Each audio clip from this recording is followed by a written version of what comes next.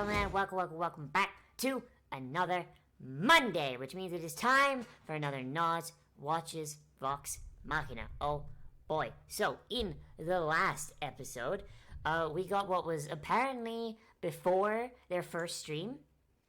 It was basically like a game they were playing just by themselves. So that's fun. It means that this is new content for everyone involved, I guess.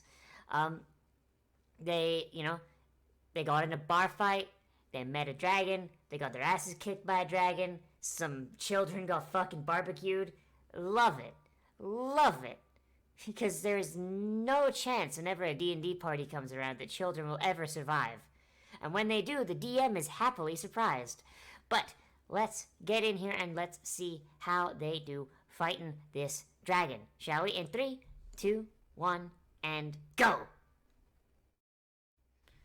Amazon Original. Man, I have Prime, but I don't watch any of this fucking content except for this. How is this 16 plus? Holy shit. What fucking rating system is Amazon using?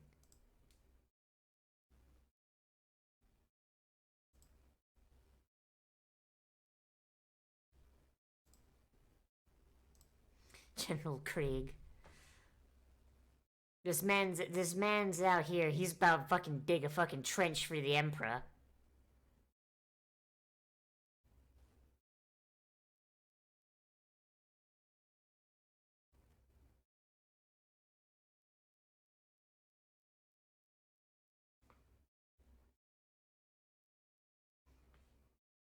Oh, this man's fucking dead.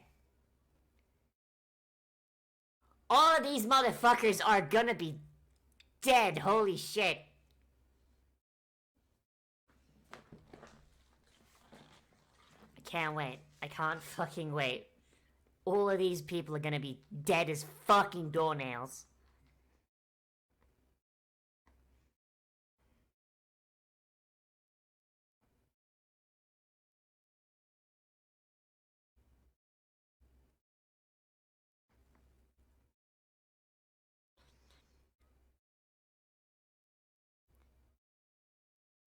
Motherfucker, have you not heard of a breath weapon?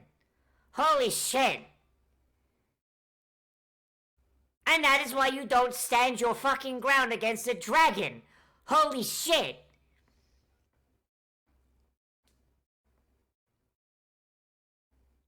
That is a 30 by 5 foot fucking... It's a 30 by 5 foot line breath weapon.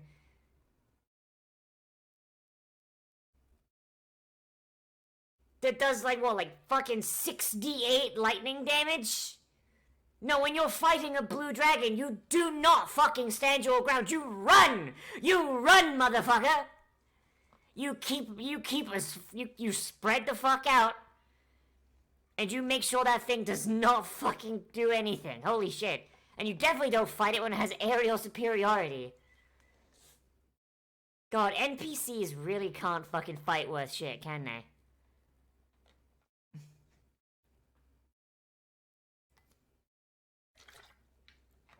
Oh, boy.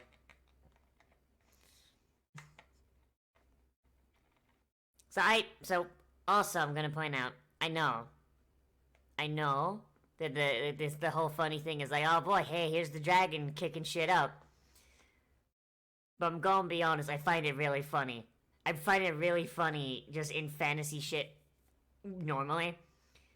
When someone fights a creature that exists in D&D and they fight it in like the dumbest possible way. The thing is, this show is actually fucking based off a game of D&D that was played. Meaning they would have fucking known how blue dragons work.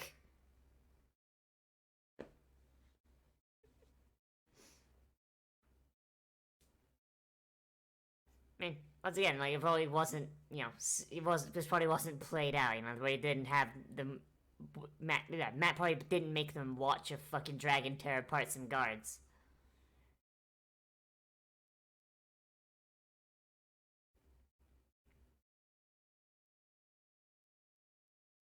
Completely different CR, actually.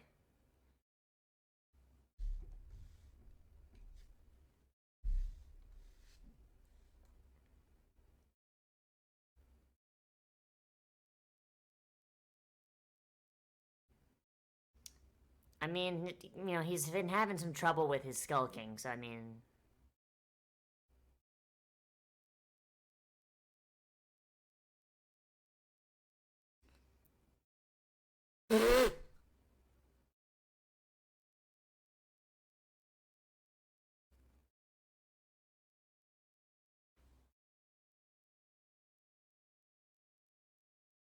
More just annoyed the shit out of it, I imagine.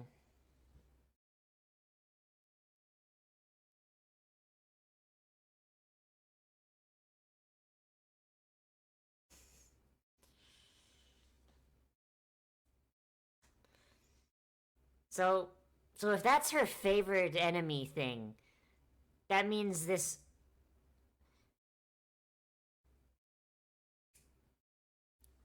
Yeah, I mean, they can. Dragons can be bartered with. It's just blue dragons are like the most bastardly of all chromatic dragons. And that's saying something, because chromatic dragons are literally the offspring of fucking Tiamat.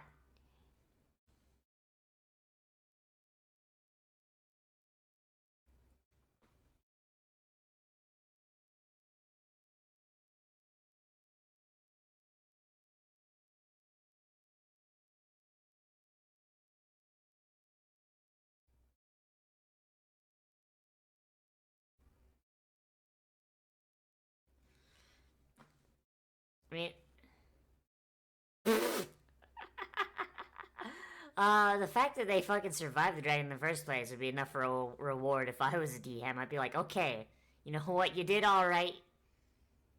You get 10% of the reward. You get the rest if you kill it.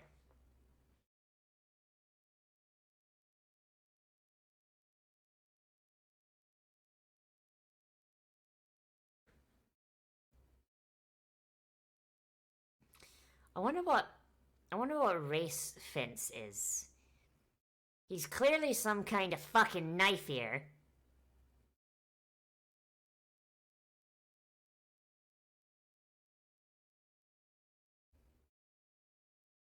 Let's go, gay shopkeep.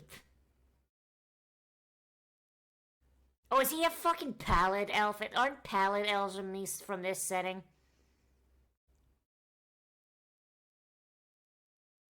They are a fun race, I'll tell you that.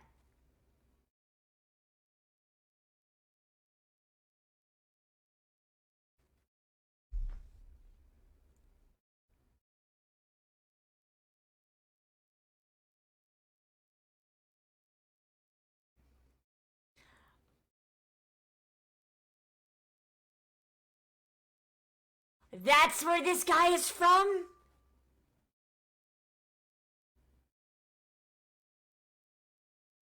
I see this guy in fucking fan art, like in fucking Critical Role's like pre-roll shit. That's where this guy is from. Holy shit.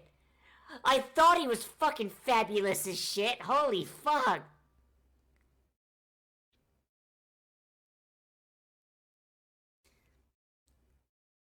Man, so this is Tusk Love. Crime. Crime. Illegal crime.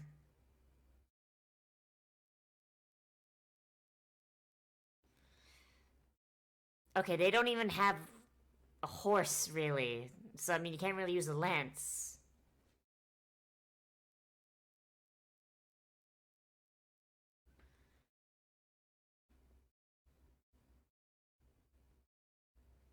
It's how you use it.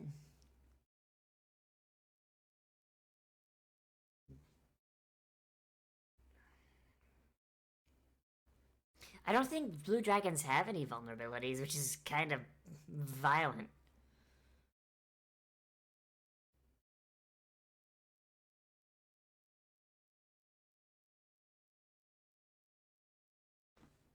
I mean, that or you get a potion of greater enlarge and you just fucking violently fucking strangle it to death.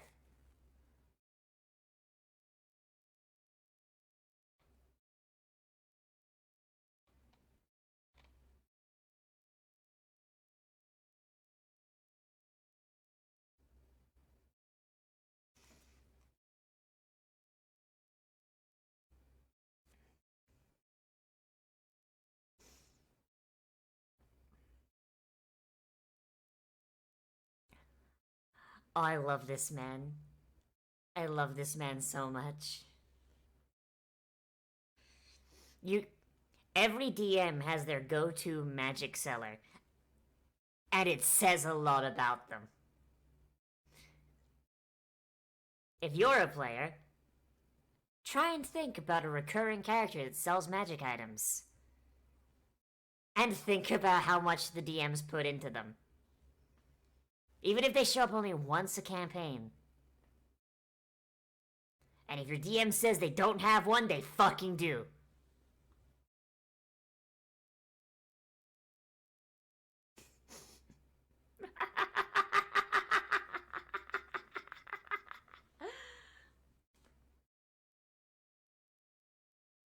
And it looks like he's going to the brothel too.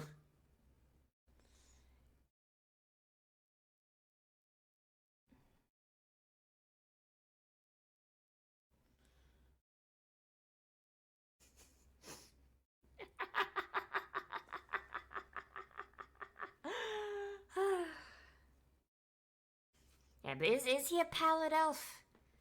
Their whole story is actually pretty interesting, honestly. Like the Critical Role guys have come up with some really dumb fucking races and classes over the years. I actually do like the pallid elves a lot.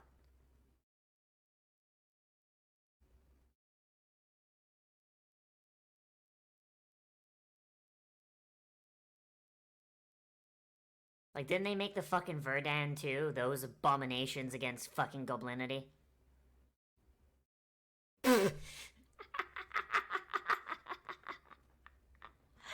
Just get the Goliath the sandwich. Come on now. My man's hungry.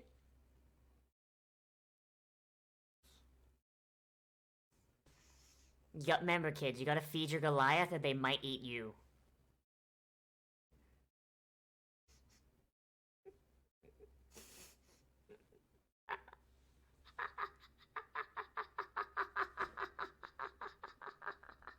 Oh my god!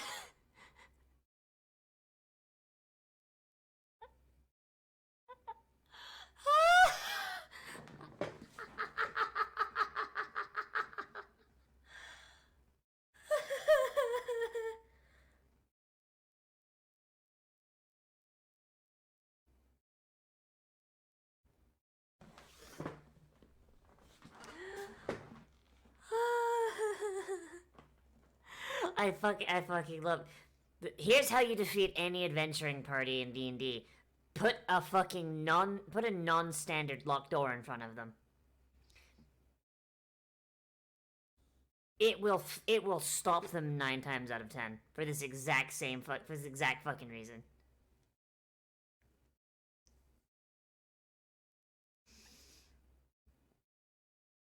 Oh god, I have a door unlocking story. It's great.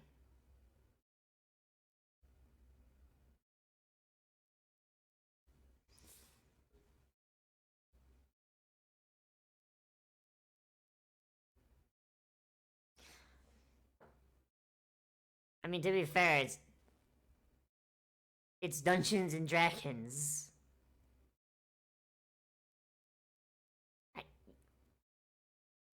Well, that'll do it.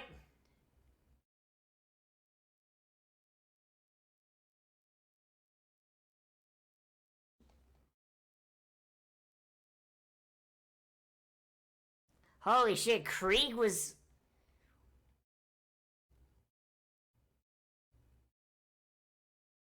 Wow.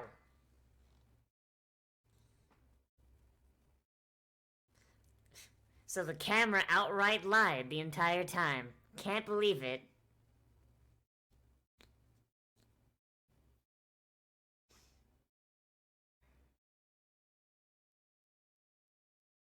Just leave the fucking knife here there. It's fine. Is that a fucking portrait of a naked tiefling? Holy shit.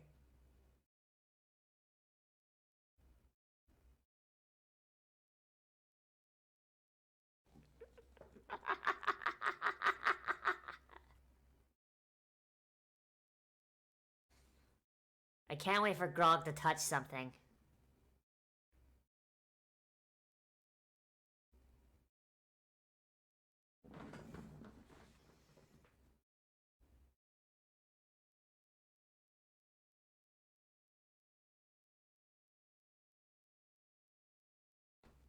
And that's Tiamat. Okay, then. Oh, that's probably not a tiefling. That's probably a female dragonborn, isn't it? Quick, into the dragonborn's ass!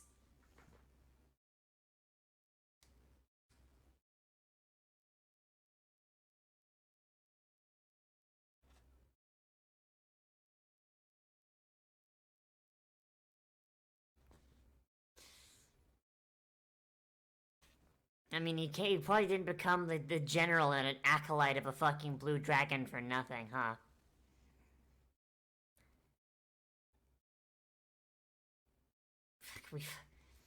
I I love how Scanlan is so goddamn confident when they've won one combat encounter this entire campaign. And it was a fucking drunken bar fight.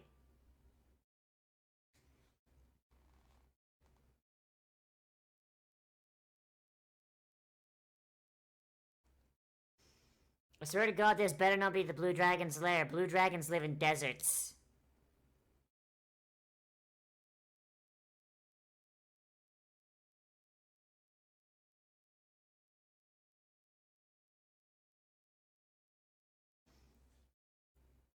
Not excessive for a dragon. Watch Krieg isn't... What? Watch Krieg isn't in league with the dragon. Krieg is the dragon.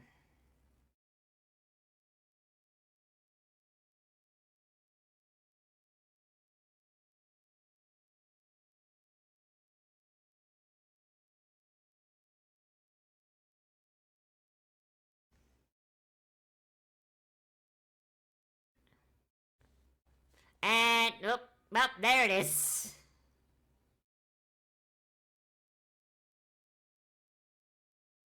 Nothing Blue Dragons love more than putting dumbass magical bullshit in their hordes.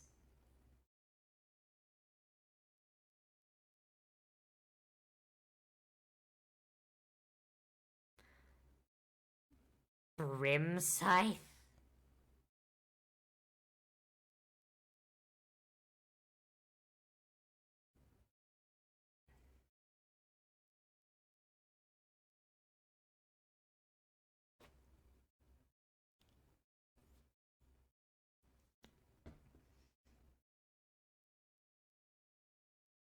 Yep, there it is. Knew it. Alright. Alright. Alright, I agree with the comments on the first episode. Yeah, no, Matt Mercer just did Storm King's Thunder, but better. Holy shit.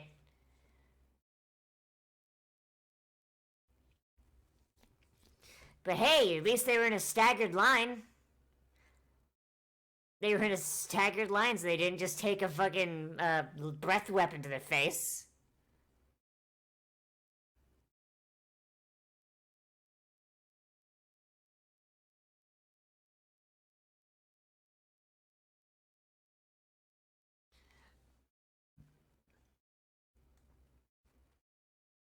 Well, there goes the cleric.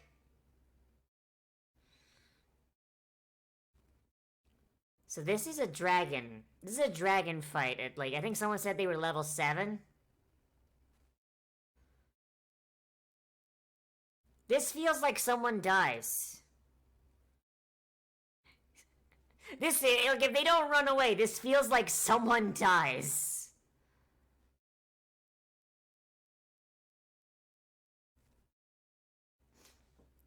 Unless some bullshit fucking happens.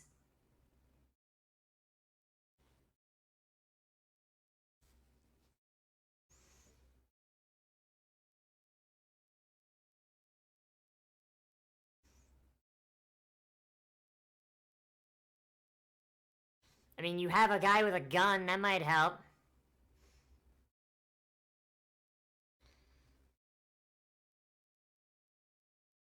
Oh, so, okay, so just straight up. So, okay, so yeah, alright, so here's how you defeat a dragon at level 7. Your DM gives you a fucking puzzle.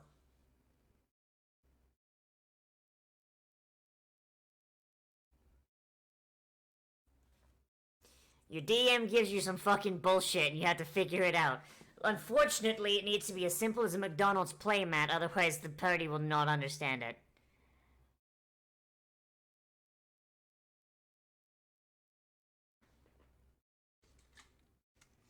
Unfortunately for you, I have fucking layer actions, you sons of bitches!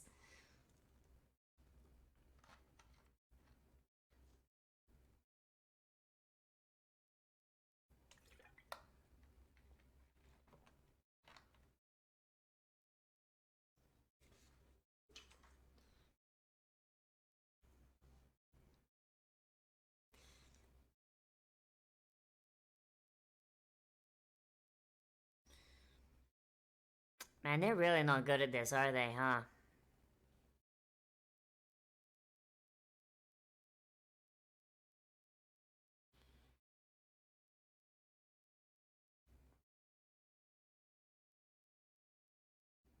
Hooray! Illusion magics! That's why you bring the bard!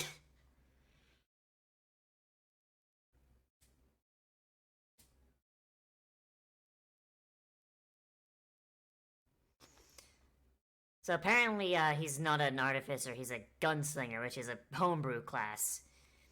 Should have known. It wouldn't be fucking. It wouldn't be a fucking critical role game. Someone wasn't playing a homebrewed fucking class, would it be?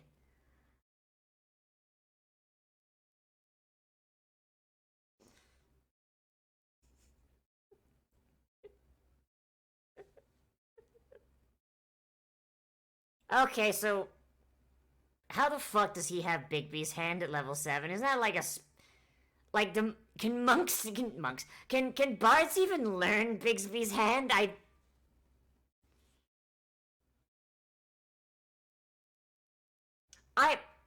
I haven't. I don't. I'm going to have to Google it. But I do not think because that was too big to be a mage hand, and mage hands can't attack.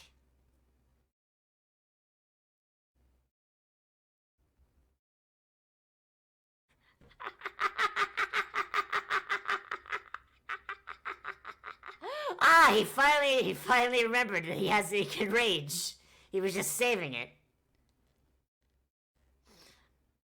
Yeah, but bards can't learn Bigby's hands, right? Holy shit!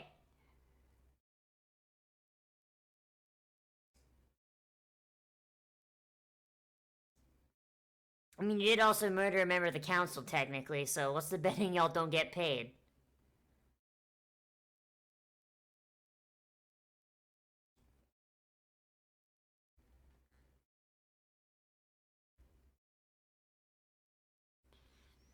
Unfortunately, you don't get to keep any of the gold because the dragon's lair collapses.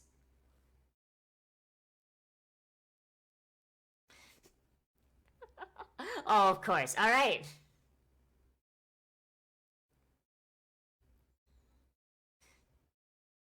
Hey, Vex has an armful at least.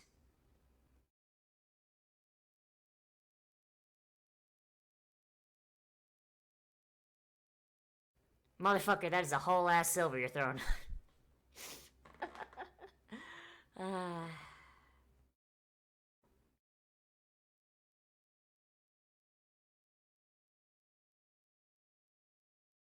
This does mean you don't have any fucking power, though.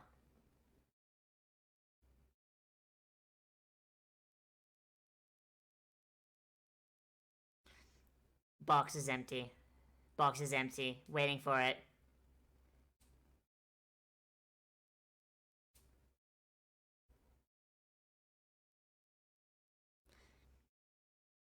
I mean... hey, property is still a valuable reward.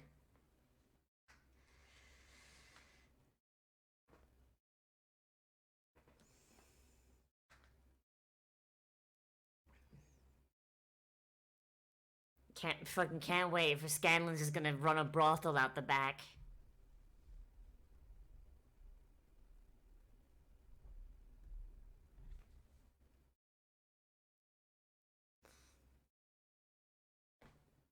The next battle will have 3 blue dragons in it.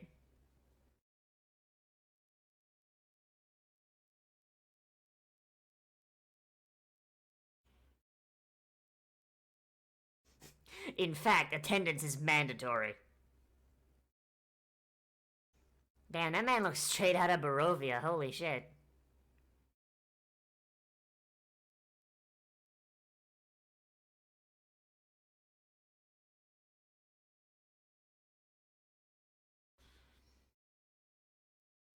Fucking shit.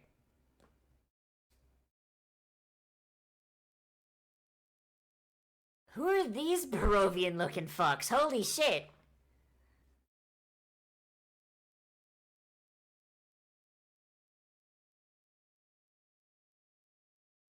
These mans look like they about to fucking vamp out. Holy shit.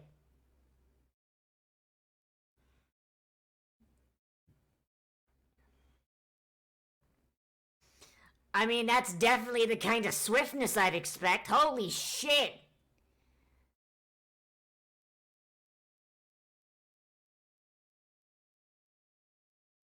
Ah, yes. I see he took the tavern brawler feat.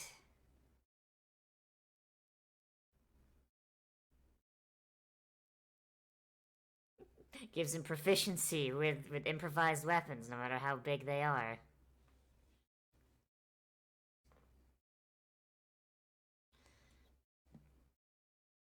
Holy shit. I know dick and all.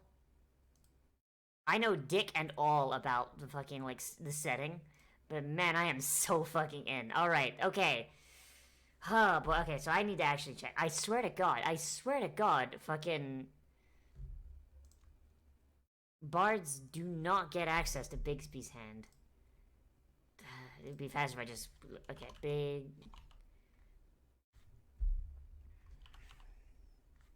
Bigby's hand. Okay.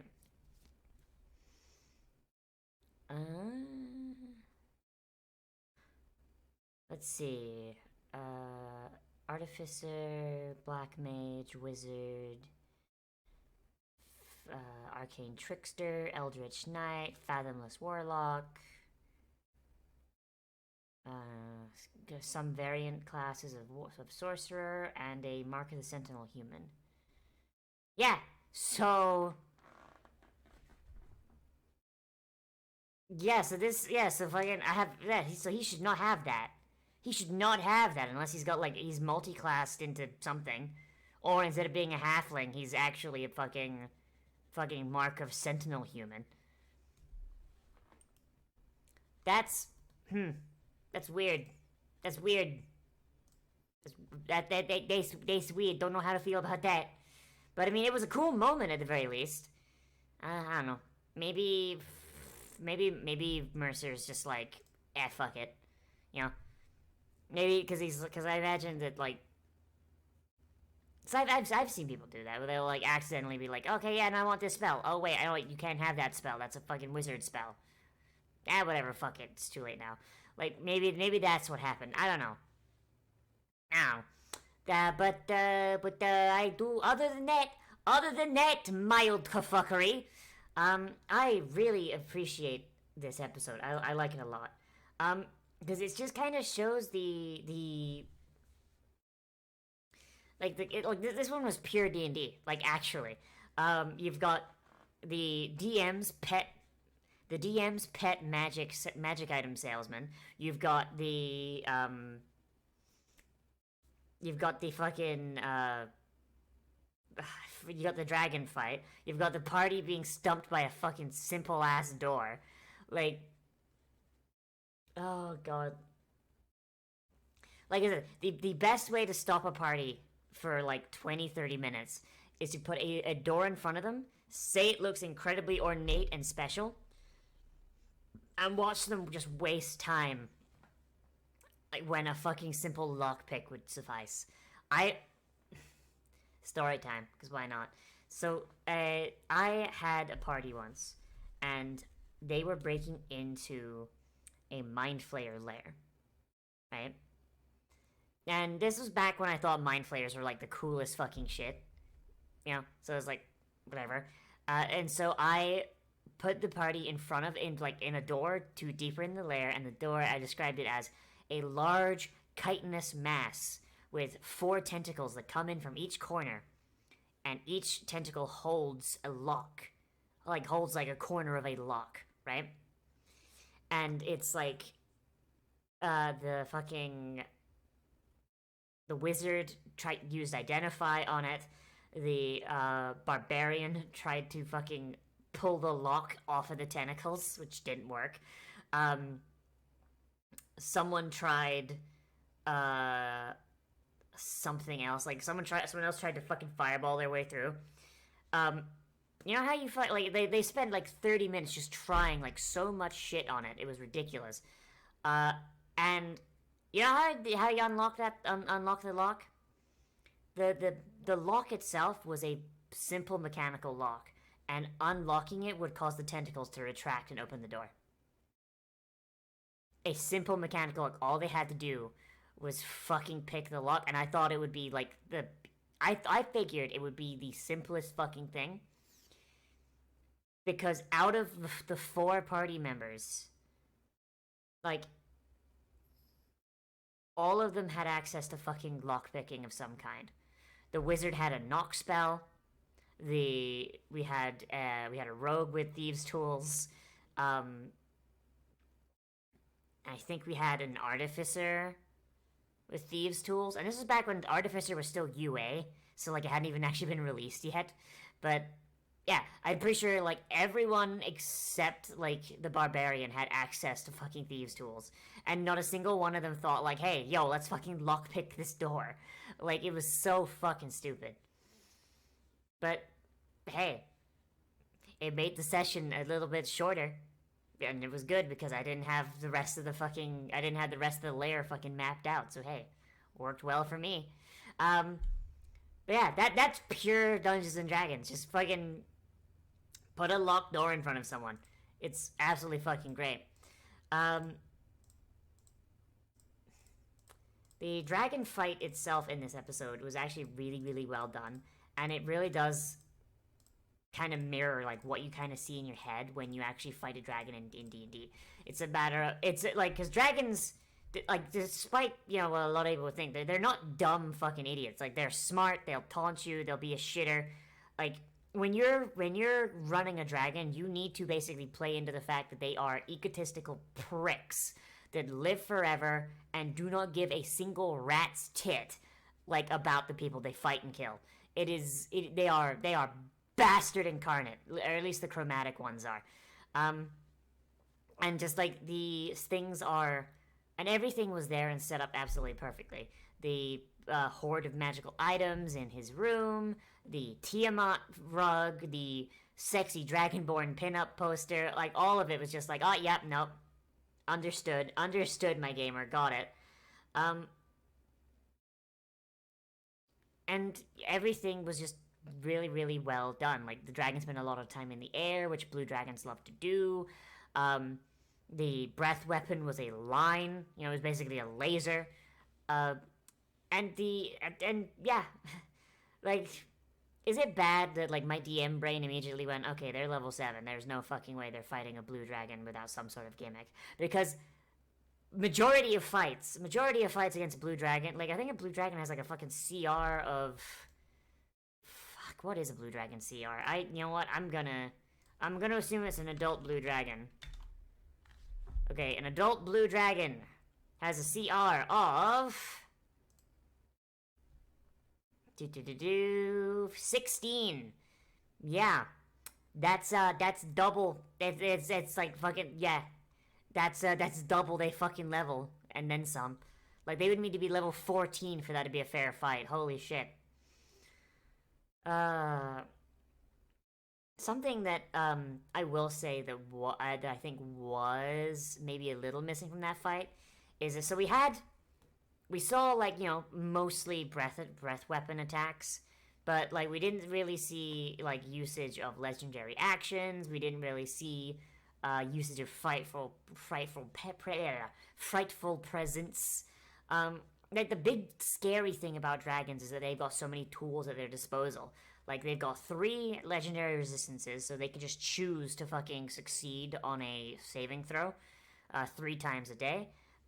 They've got their frightful presence, which can basically fear everyone around them.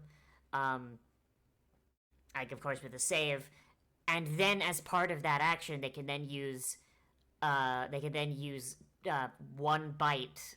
They can use 1 bite action and then 2 claw actions, which is fucking rough. And then of course, they've got their tail attack and they've got their wing attack and all that as legendary actions. They got a ton of things. I think the closest thing we saw coming to using a legendary action is that he seemed to use the detect legendary action, which blue dragons have. Or basically, if you try and run and hide from a blue dragon, they can make a perception check versus a stealth check on your end. And blue dragons, by the way, they've got 15 wisdom, so it's not bad, but it's not amazing either. To basically just know where you are, no matter where you are in their lair, and it's fucking ridiculous. It's rough. It's rough. Holy shit! It's 12d10 lightning damage on their breath. Holy shit! I thought that was more. And it's 90 feet. Holy shit! See, this is why you don't let the Discalclick talk about fucking Dungeons and Dragons without having the source books in front of them, because we will fuck the numbers up. Yeah, so it's the dragon exhales lightning in a 90-foot line that is 5 feet wide. Each creature in that line makes a DC 19 saving throw, taking 12 d10 lightning damage on a failed save, or half as much on a successful one. Holy shit. And then it recharges on a 5 or a 6. Holy shit, that is ridiculous. That is fucking ridiculous. Holy shit. Yeah, that dragon fight was really, really good. I appreciate that a lot, and it was just very, very graphic and very, very... Like, it felt how... Like, it looked how fighting a dragon feels in Dungeons and Dragons, and that's good. I like that. As part of the reason why I don't really do dragon fights all that often, because you gotta save them, because they are a bitch and a half.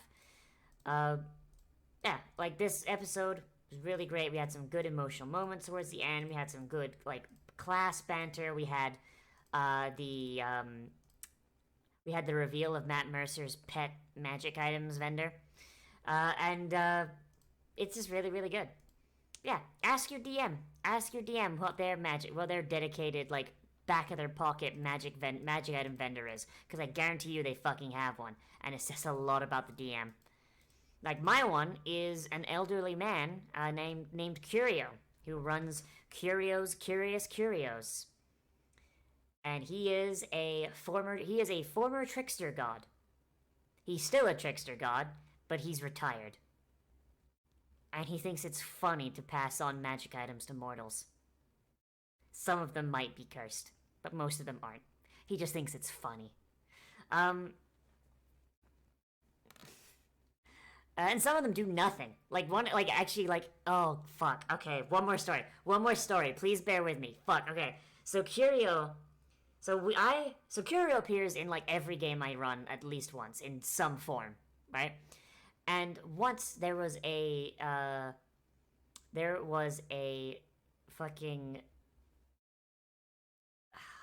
barbarian who, for some reason, he had set his con as his highest thing instead of his strength. So he'd rolled really fucky. So he had at the level he was at, he had a con of 18, but his strength was 12. And so he wanted a magic item that would make him stronger, right? So he comes across Curio during his downtime, who's just pulling his wagon along. And Curio's like, yes, I have a magic item that will make you stronger, barbarian.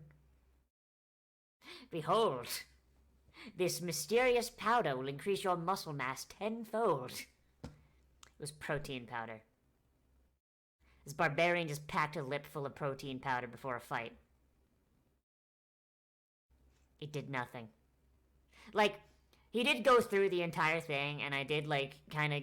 And I did kind of, like, give him, like, a pity item, like, later on. Like, once he'd gone through, like, the entire thing... Like, there's 15 uses in this protein powder, and he would use it for every fight. And I would act like it was doing something, but I wouldn't tell him what the effects were. But it was actually doing nothing. He just rolled really, really well, which is fucking hilarious. And he never figured it out. And and the bottom of it was a fucking amulet of strength. At the bottom of the fucking protein powder was an amulet of strength. But bear in mind, by that point he didn't need it because they'd hit another ASI.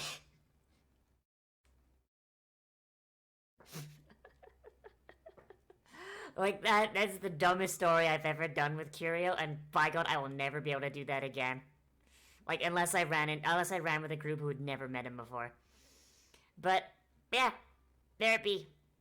But, so yeah, episode good, show good, Dungeons & Dragons good, and I hope you guys are enjoying this as well. Thank you all for watching. If you want more content from me, I do try and post anime every single day at around noon, and I also try and live stream every single day at around 4:30. If you're watching today, this came out, then it's Elden Week, baby! Let's go! We're streaming Elden Week this entire fucking week, except for, like, Saturday. And we're gonna be playing that. We're gonna be having fun. We're gonna be killing bosses, fucking kicking ass, and it's gonna be absolutely great. That's gonna be starting today. Let me know what you thought of this episode down there in the comments, whether you liked it, you disliked it, you want to bring up something I forgot to talk about, down there in the comments. And as always, I am Nozz the Goblin, and I will see you in the next video. Most of you have all become a goblin today, and I will see you around down road. The adventure begins. They were always beside you, your nerdy best friends, and the DM to guide you. And they rise from the flames for the battles ahead. Villains beware, 'cause you're about to be dead.